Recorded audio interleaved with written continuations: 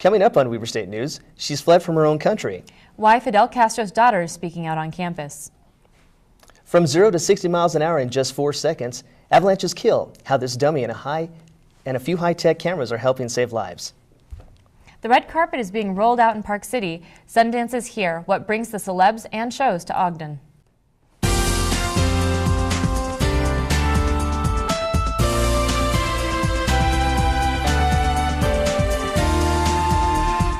Welcome to Weber State News. I'm Nick Nava. And I'm Gina Barker. Before Fidel Castro became the infamous dictator of Cuba, he became the father of a child who would one day become the member of the opposition. Our own John Capel talked to Alina Fernandez during her visit to campus.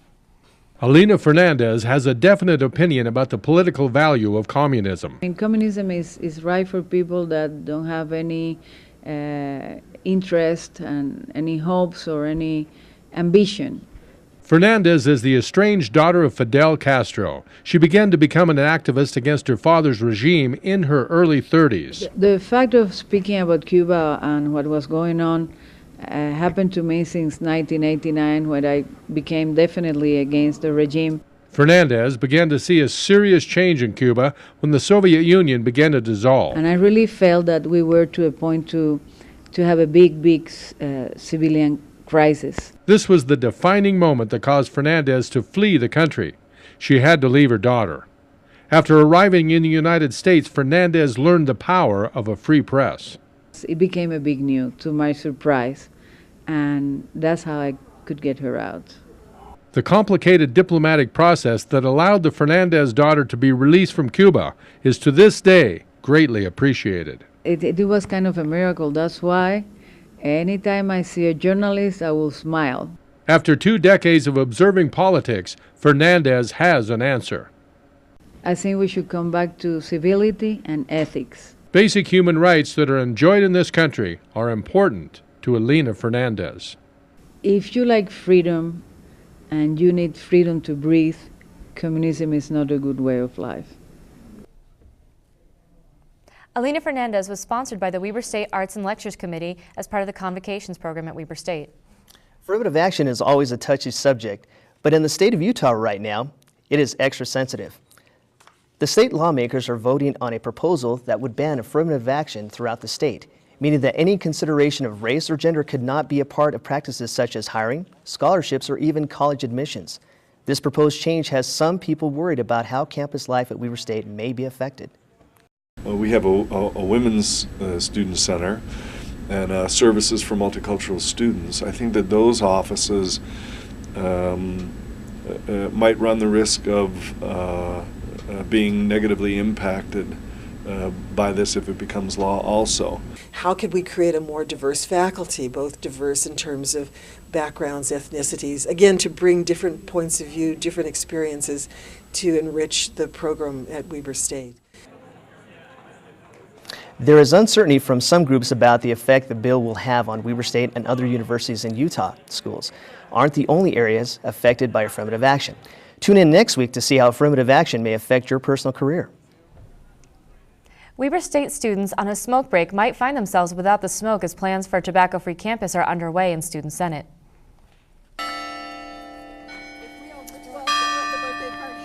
What began with complaints to student senators regarding Weber State University's current smoking policy has opened discussion to the possibility of a tobacco-free campus. The new initiative could ban smoking on campus entirely, changing the current policy from the statewide standard on universities that smoking occurs at least 25 feet away from all entries. There are frequently people smoking within 25 feet of buildings and therefore exposing students to secondhand smoke. The ban would be comprehensive if administration picks up the idea, but the idea is still far off from becoming a reality. Despite the debate among senators, this isn't the first time Weber State has looked at the option of a tobacco-free campus. Hannah Hawkins, the student wellness coordinator, worked on a project 2 years ago investigating the benefits of going tobacco-free. So we did research on secondhand smoke, and we kind of got the climate as far as what are other universities doing and what are the pros and cons. What are the opposing arguments? Why would you want a comprehensive tobacco policy versus designated areas? Or why would you want comprehensive policy versus just enforcing the 25-foot rule. 381 universities have a no tobacco policy today in the United States, but for Utah, a policy like Neville is suggesting would be the first among public universities in the state. To find out more about the smoke-free campus debate, contact your student senator. On average, 25 to 30 people die in an avalanche every year in Utah alone, but very little is known about what happens to a person caught in one. 2, 1. A National Geographic project named Iron Man set off and filmed avalanches in Utah. The Iron Man was equipped with cameras and sensors, but it wasn't until WSU physics professor John Soule got his hands on the data that the physics of a person in an avalanche was examined.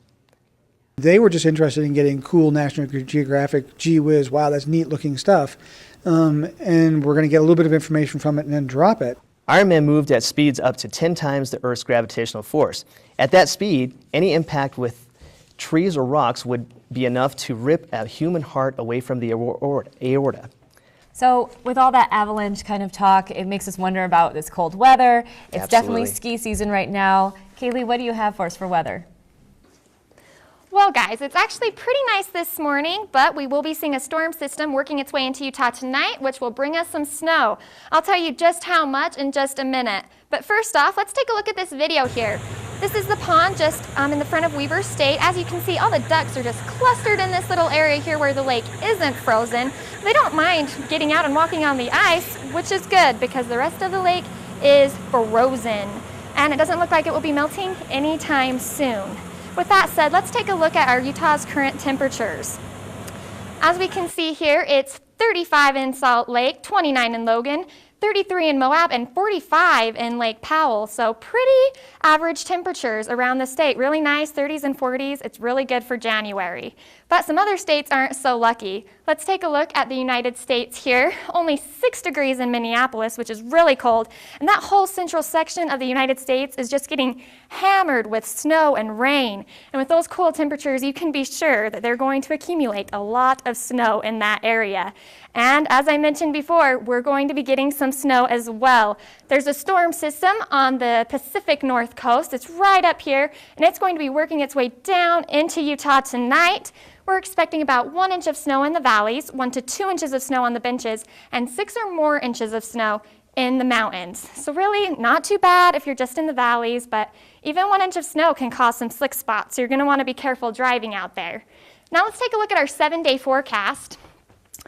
Friday, 39 degrees with an overnight low of 32, which is really nice. And then that storm I talked about coming in tonight will taper off mid-morning tomorrow, and we'll see 37 degrees. And then the rest of the week is in the high 30s with an overnight low of 20 degrees. So really nice weather.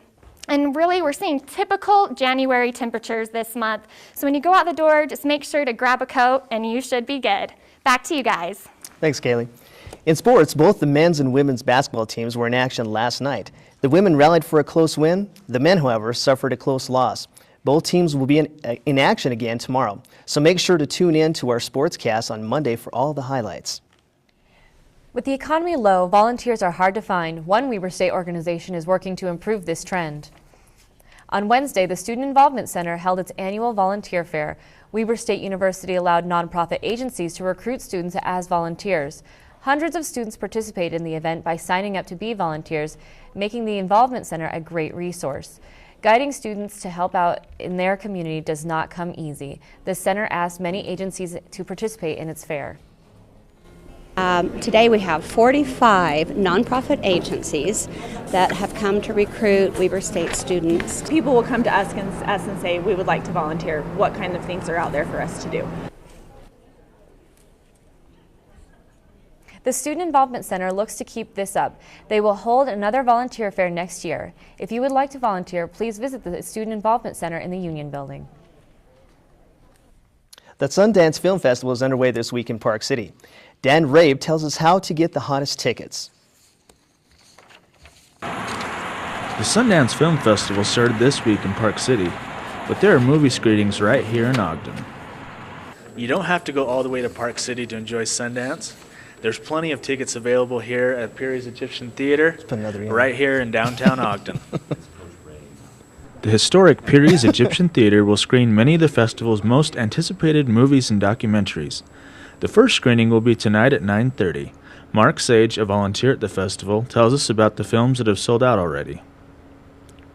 The Guard, which is our first screening on Friday at 9:30. The next one is My Idiot Brother. And the third one that is on wait list is Margin Call. So everything else right now has tickets available. It is still possible to get tickets to the shows that have sold out. To get tickets, come to the Egyptian Theater 2 hours before the show and get in the waitlist line. The Egyptian Theater, which has over 800 seats, is one of the largest theaters in the festival. And if you miss a show, the Egyptian Theater also will be screening the best films from the festival on January 31st. For Weber State News, I'm Dan Raby. Get a special discount. Show your student ID and get movie tickets for $10 a ticket instead of $15. I know that that's the best deal that I've heard of for Sundance by far, and I know I got my Best of Fest tickets already for Ogden's Perry Egyptian. You going to Sundance? Absolutely, especially up to Park City. I can't wait to see some of those movies. Well, thanks for watching Weber State News. For more of these stories, pick up today's copy of the Signpost. And check us out on Facebook and YouTube.